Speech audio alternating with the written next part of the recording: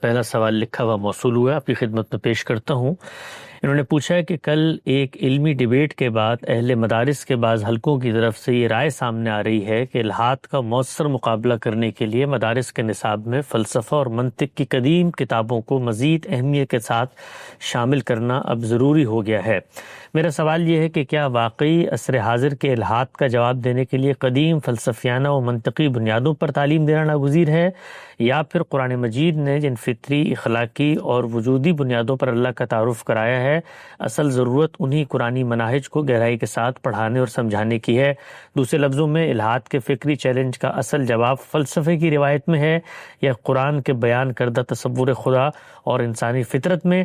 ایک استدلال یہ پیش کیا جاتا ہے کہ جن لوگوں سے ہم گفتگو کر رہے ہیں وہ تو قرآن کو مانتے ہی نہیں، تو لازماً ہمیں فلسفے اور منطق کی بنیاد پر گفتگو کرنی چاہیے ہے۔ کیا فرماتے ہیں؟ میں بارہا یہ عرض کر چکا ہوں کہ قرآن مجید الہامی کتابوں میں بھی اس لحاظ سے بڑی منفرد کتاب ہے کہ وہ صرف اللہ تعالیٰ کی ہدایت کو بیان نہیں کرتی یا دین کیا ہے اس سوال کا جواب نہیں دیتی، وہ دین کا استدلال بھی بیان کرتی ہے۔ یہ بھی بیان کرتی ہے کہ وہ جو کچھ ماننے کا یا کرنے کا مطالبہ کر رہی ہے اس کے پیچھے کیا دلائل ہیں۔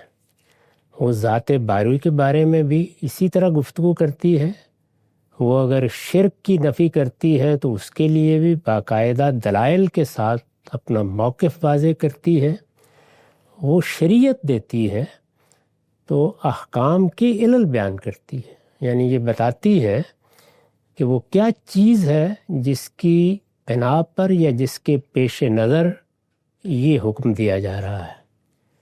قرآن مجید نے ہر جگہ یہ طریقہ اختیار کیا ہے۔ اسی طرح بارہا توجہ دلائی گئی ہے کہ قرآن مجید کو کسی واعظ کی بھی ضرورت نہیں ہے۔ وہ اس طرح نازل کیا گیا ہے کہ ہدایت بھی بیان کر رہا ہے، استدلال اور ریزننگ بھی بیان کر رہا ہے، اور اس کے ساتھ لوگوں کو دعوت بھی دے رہا ہے۔ تو نہ وہ دعوت کے لیے خارج میں کسی چیز کا محتاج ہے، نہ اپنے مقدمات اور اپنے پیش کردہ دین اور اپنی نازل کردہ ہدایت کے لیے کسی دوسری چیز کی طرف لوگوں کو توجہ دلاتا ہے کہ وہاں سے جاؤ اور اس کے لیے دلیل ڈھونڈ لاؤ۔ وہ خود بیان کرتا ہے۔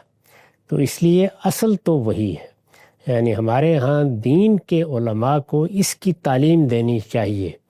قرآن مجید کے حجج کیا ہیں، اس کے دلائل کیا ہیں، وہ کس طرح کی بنائے استدلال قائم کرتا ہے اور کس طرح اپنے مخاطب تک اپنی بات پہنچاتا ہے، اصل علم یہی ہے، اس کی تعلیم دینی چاہیے۔ لیکن آپ ایک دنیا میں جیتے ہیں، اور جب ایک دنیا میں جیتے ہیں تو اس میں علم کی جو روایت قائم ہوتی ہے اس سے بھی دین کے علماء کو واقف ہونا چاہیے، ورنہ وہ قرآن مجید کے فطری استدلال کی وضاحت بھی صحیح طریقے سے نہیں کر پائیں گے، کیونکہ آپ کا مخاطب اپنے استدلال کی بھول بھلیاں میں الجھا ہوا ہوتا ہے۔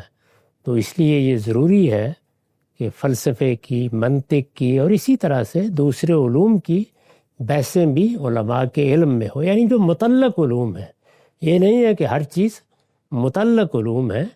تو فلسفے کا ایک بڑا حصہ، اسی طرح سے معقولات میں جو چیزیں زیر بحث آتی ہیں ان کا ایک بڑا حصہ ہمارے دین کے مباحث سے متعلق ہے، یا یوں سمجھ لیجئے کہ ہم جن چیزوں کو مانتے اور ان کو پیش کرتے ہیں انہی چیزوں کو تلاش کرنے کے لیے انسانی عقل نے بھی سرگردانی کی ہے، اور ہمارے ہاں ہمارے بڑے علماء نے بھی اس میں کنٹریبیوٹ کیا ہے۔ تو متکلمین ہوں، فلاسفہ ہوں یا دوسرے دانشور ہوں، ان کی چیزوں کو بھی پڑھا جانا چاہیے، پڑھانا چاہیے، ان کی حقیقت واضح کرنی چاہیے، انہوں نے کس کس پہلو سے بعض چیزوں پر استدلال کیا اس کی تعلیم بھی دینی چاہیے۔ تو یہ ضرورت تو اس میں کوئی شبہ نہیں کہ ہے، لیکن بنائے استدلال کیا ہوگا، وہ قرآن مجید کا استدلال ہے۔ ایک نقطہ بالکل